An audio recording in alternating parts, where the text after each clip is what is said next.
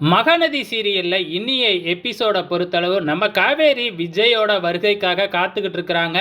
So நிறைய போஸ்டரை அவரும் பார்த்துருப்பாரு, வாக்கிங் போன இடத்துல ரொம்ப சர்ப்ரைஸ் பட்டிருப்பாரு அப்படின்னு என்னன்னு தெரிஞ்சுக்கிறதுக்காக காத்துக்கிட்டு இருக்காங்க. அதே நேரத்தில் நம்ம விஜய் பயங்கர கோவத்தோடு அங்கே வராரு இல்லையா, போஸ்டரை கிழிச்சுக்கிட்டு எடுத்துக்கிட்டு வராரு இல்லையா. காவேரி அதை பார்த்த உடனே அச்சோ யார் இந்த போஸ்டரெல்லாம் கிழிச்சது அப்படின்னு சொல்லிட்டு எப்படி இருந்துச்சு சர்ப்ரைஸ் அப்படின்னு நம்ம காவேரி ரொம்ப ஆவலாக கேட்குறாங்க.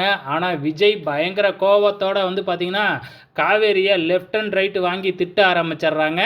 ஸோ இவங்க நம்ம விஜய் காவேரியை திட்டுற சவுண்டை கேட்டு ராகினி வந்து பார்த்துட்டு ரொம்பவுமே சந்தோஷப்படுறாங்க. எப்போ இவங்க ரெண்டு பேரும் சண்டை அடிச்சுக்குவாங்க அப்படின்னு சொல்லி ரொம்ப ஆவலாக காத்துக்கிட்டு இருந்தது ராகினி தானே.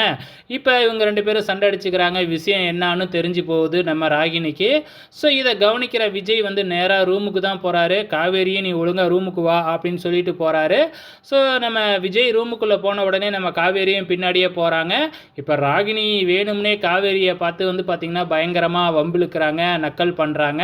நம்ம காவேரியும் வந்து பார்த்திங்கன்னா அப்படியே நடுங்கிக்கிட்டே என்ன சொல்ல போகிறாருன்னு தெரியலையே அப்படின்னு ரூமுக்குள்ளே போன உடனே ரூமு கதவை சாத்து அப்படின்னு நம்ம விஜய் சொல்கிறாப்புல.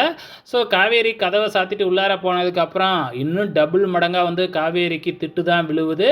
அது எப்படி நீ வந்து பார்த்திங்கன்னா ஒருத்தவங்க கிட்ட பர்மிஷனே கேட்காம அவங்களோட ப்ரைவேசி கூட பார்க்காம நீ மாட்டுக்கு எப்படி இப்படி பண்ணலாம், உனக்கு கொஞ்சம் கூட அறிவே இல்லையா அப்படி இப்படின்னு லெஃப்ட் அண்ட் ரைட்டு வாங்குன்னு வாங்கி விட்டுறாரு.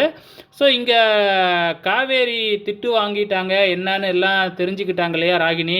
நேராக போயிட்டு விஜயோட பாட்டிக்கிட்டேயும் சொல்லி வச்சிட்றாங்க. இந்த மாதிரி காவேரி விஜய்க்கே தெரியாமல் அவரோட ஃபோட்டோவை போட்டு விளம்பரம் அடித்து போஸ்டராக ஊர் ஃபுல்லாக ஒட்டிட்டா, அதனால் நீங்களும் போயிட்டு கேளுங்க அப்படின்னு சொல்லிட்டு ராகினி வந்து இங்கே போட்டு கொடுக்குறாங்க.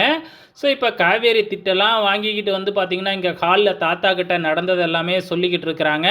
அங்கே வர்ற ராகினி சும்மா இல்லாமல் திருப்பியும் வந்து தாத்தா கிட்டேயும் வந்து இந்த காவேரி இப்படி தான் எப்போ பார்த்தாலும் இப்போ இதை பண்ணிக்கிட்டே இருப்பா, அடுத்தவங்களோட ப்ரைவேசியை பற்றிலாம் பார்க்கவே மாட்டா, நாளைக்கு நம்மளையும் இப்படி ஃபோட்டோவாக போட்டான்னா என்ன பண்ணுறது அப்படி இப்படின்னு வந்து பார்த்திங்கன்னா காவேரியை பற்றி தாழ்த்தி பேச ஆரம்பிக்கிறாங்க.